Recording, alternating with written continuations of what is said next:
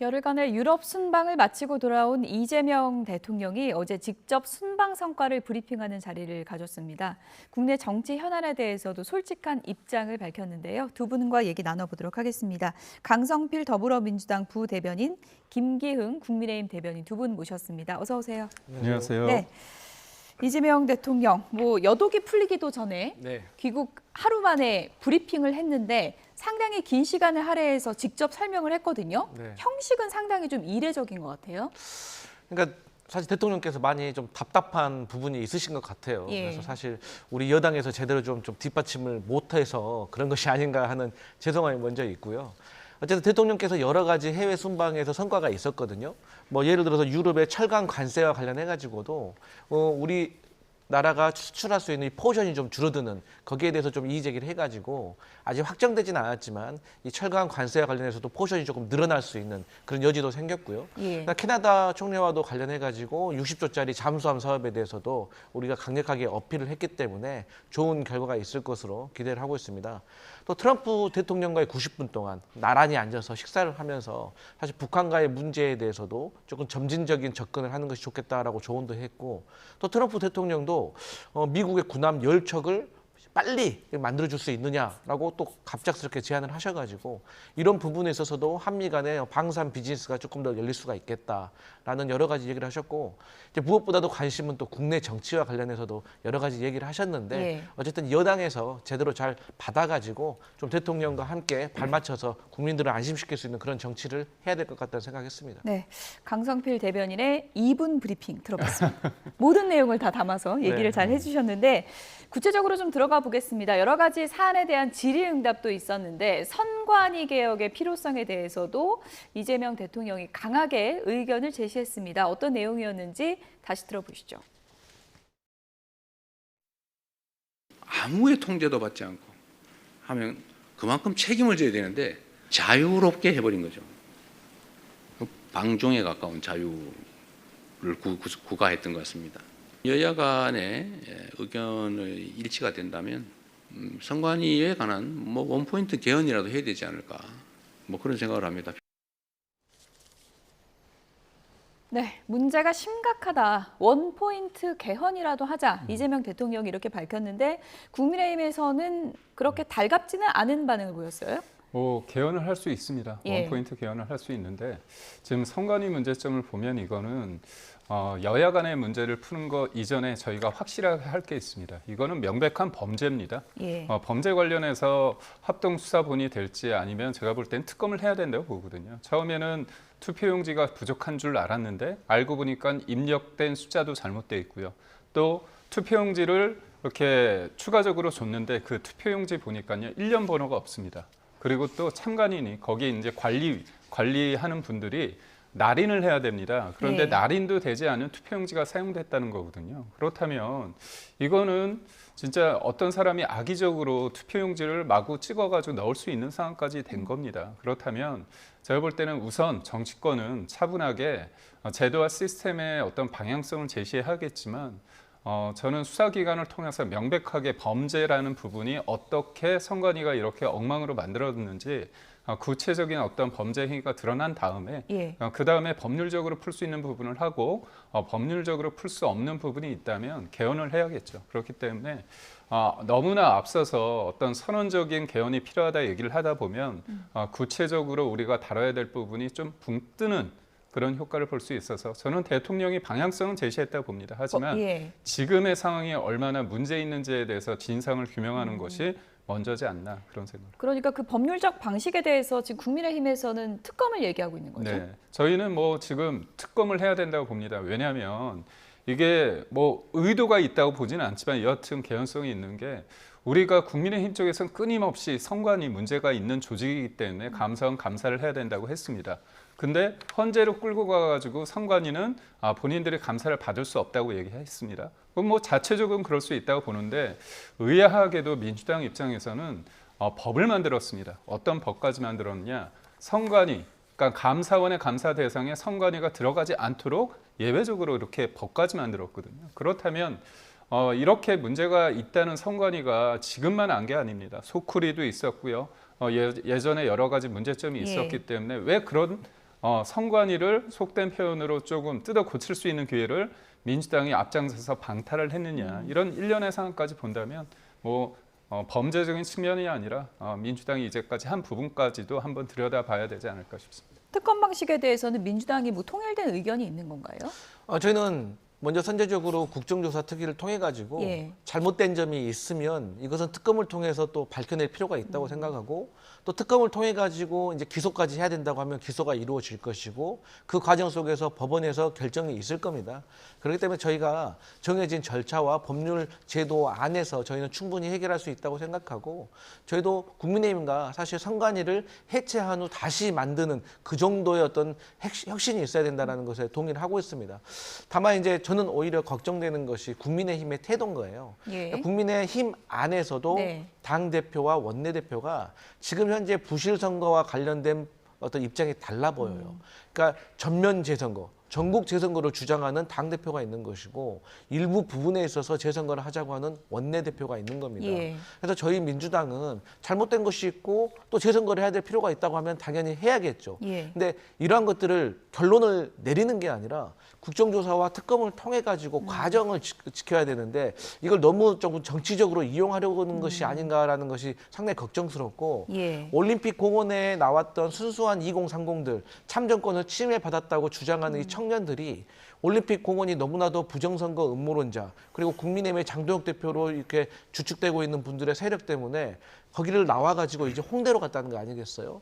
그래서 저희는 2030의 이런 참정권을 지키는 방법에 대해서 예. 여러 가지로 고민하고 있다. 근데 결국에는 국민의힘도 알겠지만 이것은 법률 개정을 넘어가지고 개헌으로 마무리할 수밖에 없다. 저는 그렇게 생각합니다. 네, 뭐 국민의힘 지도부 이견 있는 거는 장동혁 대표 퇴원하고 이제 다시 논의를 해야 되지 않을까 이번 중이니까 그런 생각이 드는데 국민의힘 주장 중에 위철한 중앙선관위원장 직무대행 이재명 대통령의 뭐 밥 친구여서 이게 직무대행 맞는 게 맞냐 지금 문제 제기도 하고 있잖아요. 네. 그거는 어떤 입장이세요?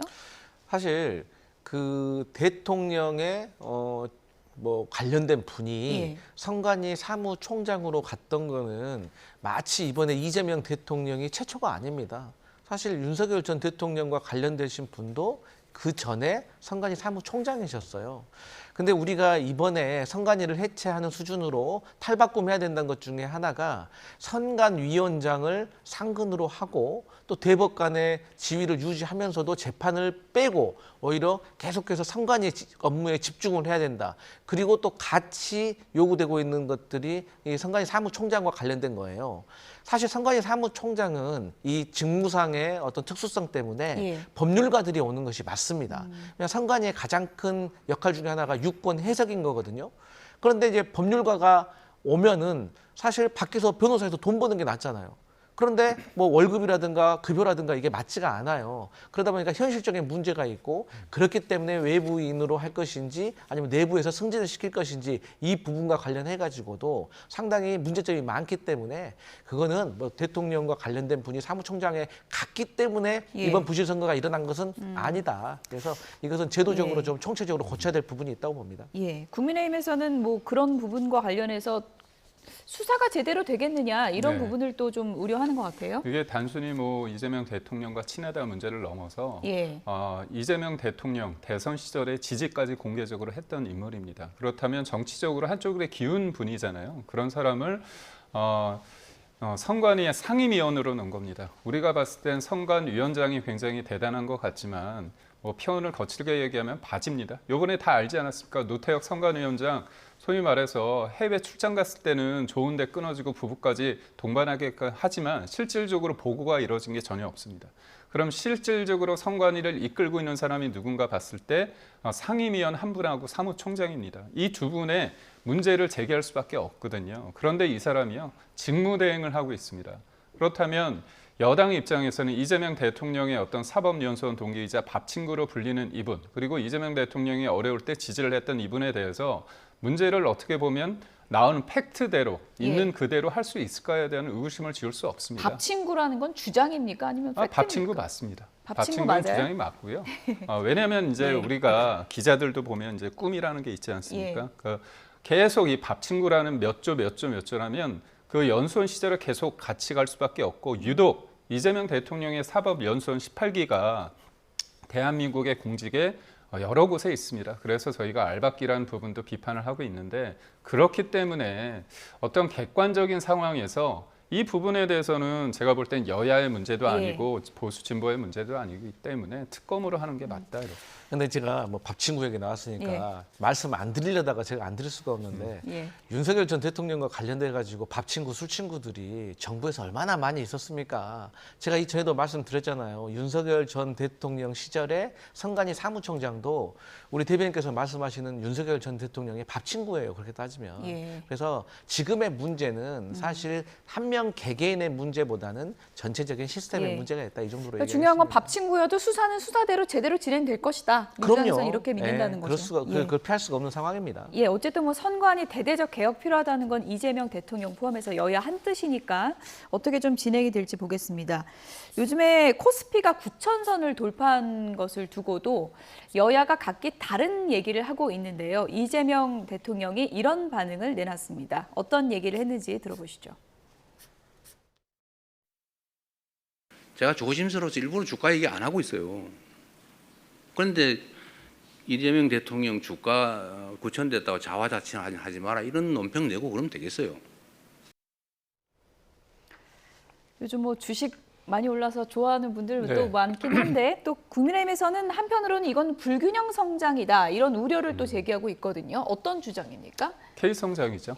어떻게 보면 잘 되는 쪽은 잘 되고 안 되는 쪽은 안 된다는 건데 우선 팩트 체크를 하겠습니다. 이재명 대통령께서 코스피 관련해서 자화자찬하지 않았는지 오늘 조간에 나온 내용입니다. 어떤 얘기를 하셨냐면 엄청 오른 것이다. 6개월 만에 이렇게 되었다. 이런 얘기를 많이 하셨습니다. 그리고 이재명 대통령을 포함해서 여당 지도부에서 얼마나 사실상 코스피 지수를 이재명 대통령의 지지율과 연동시키면서 굉장히 말씀을 많이 하셨잖아요. 그리고 그렇기 때문에 이게 아니다고 얘기하면 눈 가리고 아웅이라는 팩트를 우선 말씀드리고요. 코스피 9,000입니다. 그런데 이번 달만 7,500에서 9,000으로 20%가 올랐는데요. 상승 종목이 15%, 하락 종목이 85%입니다. 그리고 또 이게 B2가 늘고 있습니다. 그러니까 은행의 마이너스 통장이라는 곳이요. 43조 원이고요. 그리고 증권사에게 일종의 이제 신용을 땡긴다고 하지 않습니까? 그게 38조 원입니다.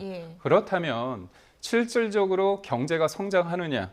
가계 실질 소득이 0.4% 늘었다고 합니다. 뭐 낮아지지 않고 0.4%로 늘었다고 해서 이런 부분에 대해서 이재명 정부에서 이거를 자랑하는 건 아니라고 봅니다. 그러니까 어떻게 보면 거대한 숫자 앞에서 실질적인 것은 고환율, 고물가, 고금리에서 지금 현실은 좋지 않다는 말씀을 드리는 건데 이재명 대통령께서는 언론이나 야당의 어떤 비판에 대해서 본인이 생각에 맞지 않으면 이거에 대해서 굉장히 문제시하는 이 대목이 좀 문제라고 보고 있고요. 마지막으로 최근에 이런 기사가 있었습니다. 그러니까 반도체를 빼면 실질적으로 코스피가 4,100이다.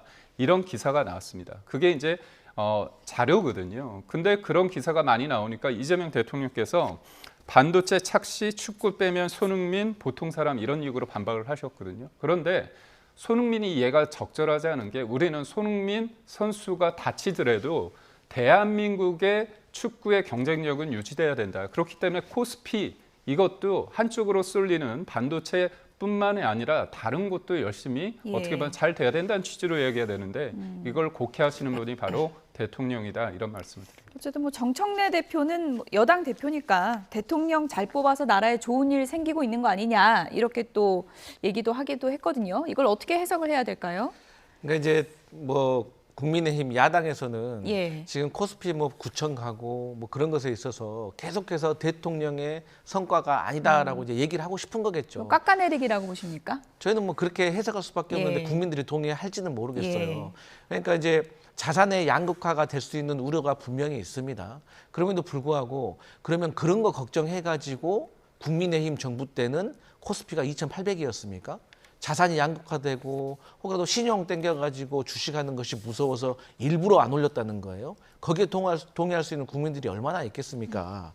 그리고 국민의힘 정부 때는 사실 주식시장과 관련해가지고 근본적인 처장은 자본시장의 개선이거든요. 그런데 금투세 같은 것만 얘기하고 있었어요. 금투세는요.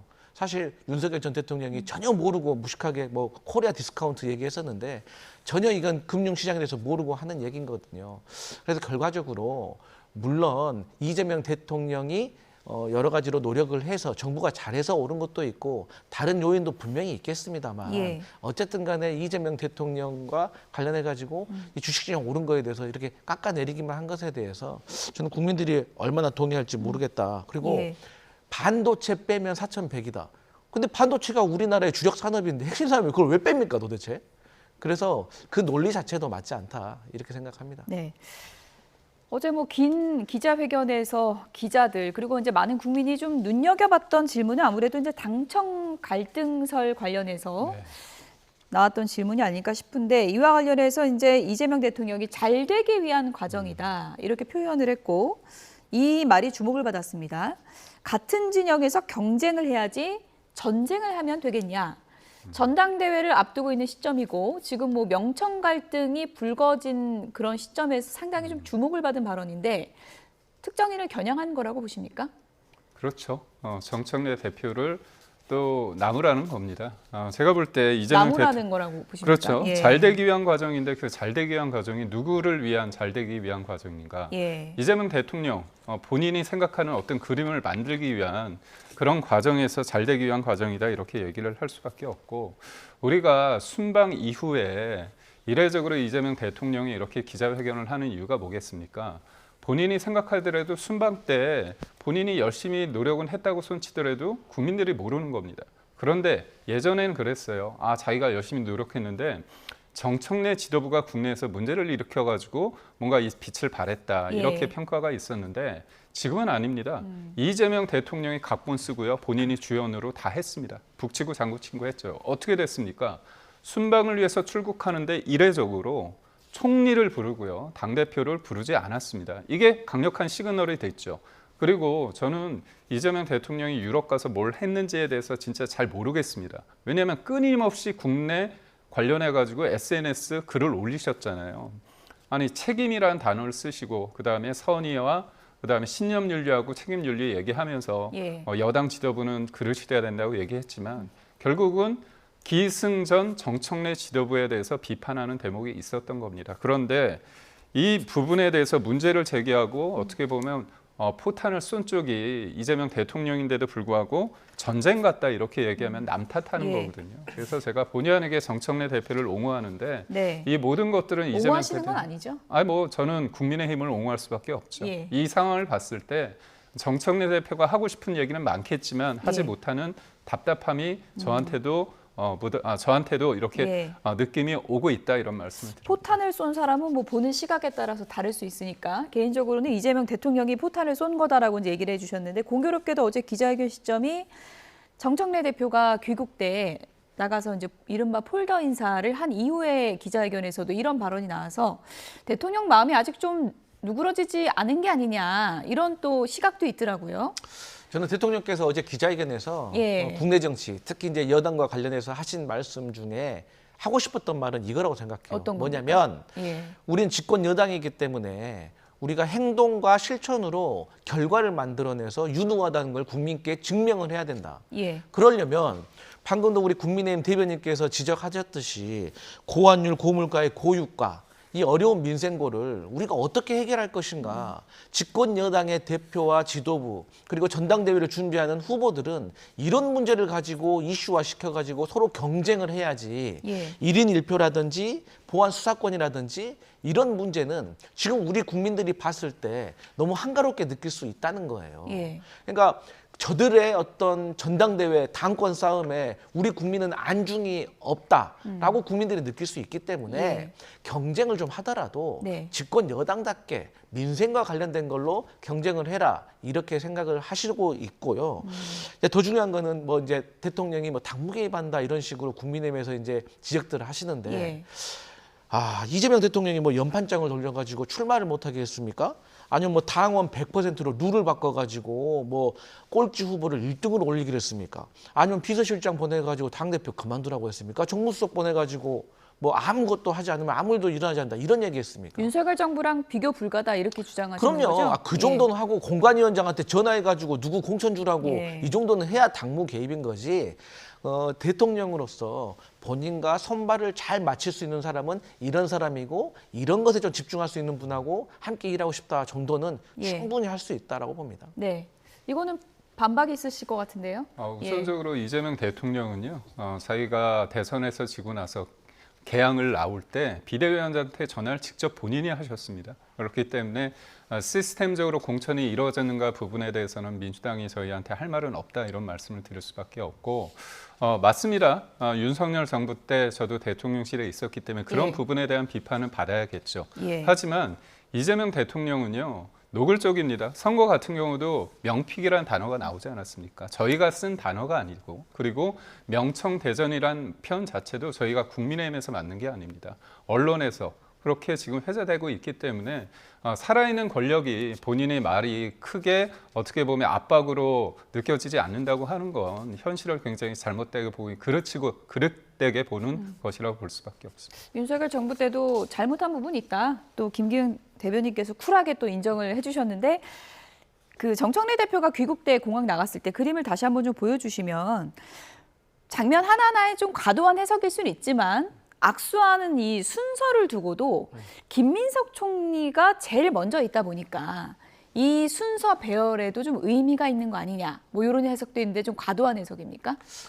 제가 알기로는 그 의전 서열상도 총리가 앞서고 있는 걸로 알고 예. 있고 또 때에 따라서 업무에 따라서 저는 순서는 얼마든지 바뀔 수 있다. 예. 과거에 윤석열 전 대통령도 해수방 다녀오셨을 때 의전 서열 순위로 저기 아래에 있는 행안부 장관이 제일 일렬에 서 있던 적도 있는 것이거든요. 그렇군요. 그렇기 때문에 상황에 따라서 바뀔 수는 있는데 지금 상황이 네. 또 전당대회를 앞두고 있기 때문에 예. 좀 과도하게 해석하고 있는 것 같다라고 예. 보여지는데 저는 언론은 어쩔 수가 없겠지만 우리가 이제 비생산적인 뉴스를 생산하지 않도록 예. 여당에서 전당대회를 준비하시는 분들이 좀 노력할 필요가 있다. 네. 저는 그렇게 생각합니다. 비생산적인 제가 질문을 드린 것 같긴 한데 아닙니다. 예. 네. 지금 어쨌든 대통령께서는 이제 민생이 중요하다.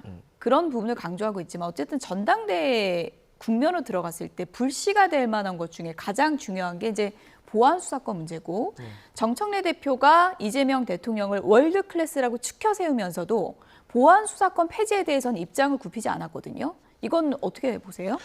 저는 사실 제가 이제 법률가가 아니기 때문에 보안 수사권과 관련해 가지고 뭐 이 자리에서 예. 뭐가 잘못되고 어떤 우려가 있고 이런 말씀은 드리지 않겠습니다. 다만 이 보안 수사권과 관련해 가지고 예. 결국에 일이 잘못됐을 때 책임져야 될 사람은 이재명 대통령이지 정청래 대표가 아닙니다. 역사가 시간이 흘렀을 때 보안 수사권으로 인해서 폐해가 생겨서 예. 그걸 다시 되돌린다고 했을 때 이재명 정부에서 일어난 일이라고 하지 정청래 당대표 때 있었던 일이라고 하지 않는 거거든요. 물론 야당이었다면 다르겠지만 그렇기 때문에 저는 책임질 수 있는 책임을 져야 하는 사람의 의견을 많이 반영하는 것이 맞다라고 보고 예. 또 대통령께서 했던 말처럼 아니 뭐 구더기가 무섭다고 장을 안 담글 수가 있겠습니까? 구더기가 생기지 않도록 잘 노력을 해야 되는 거 아니겠어요? 우리 뭐 학교 폭력 없앤다고 학교 없애면 되겠어요? 그렇기 때문에 저는 이 문제와 관련해서도 예. 전당대회 때 이슈로 생기는 것은 조금 잘못된 것 같다. 왜냐하면 여기에 대해서는 많은 국민들이 좀 중요하게 생각하지 않아요. 예. 그렇기 때문에 전당대회 끝나고 어차피 형사소송법 개정도 10월에 하면 되는 거거든요. 예. 그렇기 때문에 1인 1표제라든지 보안 수사권이라든지 이렇게 당내 이슈는 이번 전당대회에서 조금 수면 아래로 놔두는 것이 어떨까 이런 생각합니다. 근데 좀 또 이른바 강성 지지층 사이에선 또 중요한 이슈라고 이제 꼽더라고요, 이 네. 부분을. 어제 이재명 대통령과 정청래 대표가 밝힌 입장의 결이 완전히 다르기 때문에 앞으로 좀 갈등의 소지가 될 수도 있어 보입니다. 이게 지금 우리가 살면서 예. 검찰에 수사받을 일이 별로 없지 않습니까? 그렇지만 검찰을 해체했을 때 국민들이 받을 어떤 불이익은 굉장히 큽니다. 쉽게 말해서 검찰이 앞으로 수사권이 없는 거예요. 근데 이러다 보니까 경찰이 비대해지고 경찰을 어떻게 보면 지휘할 수 없는 상황에서 보완적으로 수사권이 필요하다는 게 맞습니다. 예. 근데 왜 그럼에도 불구하고 이 문제가 커지냐? 이재명 대통령께서 끊임없이 검찰을 악마화해서 다 없애자고 했던 겁니다. 그런데 대통령이 되니까 이게 필요하다고 얘기하니까 강성 지지자들 입장에서는 그 간극을 어떻게 보면 정청래 대표가 잘 이용하고 있다 이렇게 말씀드렸습니다. 이화영 전 부지사 관련 재판 소식도 좀 짚어봐야 될 것 같은데요. 연어 회냐, 연어 덮밥이냐, 뭐 며칠이냐, 뭐 얘기가 굉장히 길었는데 결국은 어제 이화영 전 부지사가 위증 혐의 관련해서 징역 4개월 유죄 판결이 나왔습니다. 그러니까 연어 술 파티는 없었다. 재판부에서는 이렇게 판단을 한 건가요? 네, 이제 구체적으로는 그 국민 배심원들이 4대 3으로 팽팽하게 의견이 갈린 것이죠. 그런데 이제 저는 이게 항소심에서 결과가 바뀔 수 있다라고 생각을 바뀔 수 합니다. 있다. 그러니까 연어 술 파티와 관련해 가지고 예. 법무부에서 감찰을 했을 때 교도관들의 증언에 따르면 음식이 반입됐다는 건 사실 아니겠습니까? 그리고 쌍방울 직원들이 수원지검 앞에서 편의점에서 소주도 사고 물도 사고 담배도 사고 했잖아요. 품목이 그런데 다 확인이 된 겁니까? 지금? 네, 품목이 다 예. 구체적으로 액수까지 나와 있어요. 그게 예. 총 12,100원입니다. 그러니까 비닐봉투 한 장까지도 지금 다 나와 있거든요. 예. 그러면 여기에 대해서 왜 당신이 법인카드로 이 수원지검 앞에서 굳이 이 술과 생수를 샀냐라고 물어보니까 본인이 차에서 혼자 마시려고 샀다는 거예요. 예. 아니, 어떤 그 직원이 혼자 차 안에서 소주 4병을 마십니까? 안주도 없이.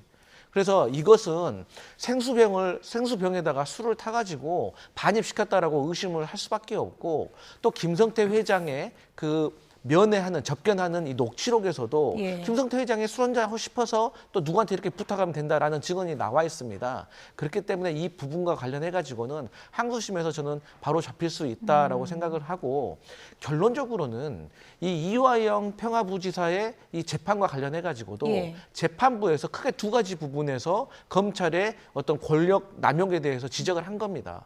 예를 들어서 이 정치자금법도 관련해 가지고, 아니 증거가 없는데 공소장에다가 공소사실을 기재를 해가지고 이거 공소 기각당한 거 아니겠습니까?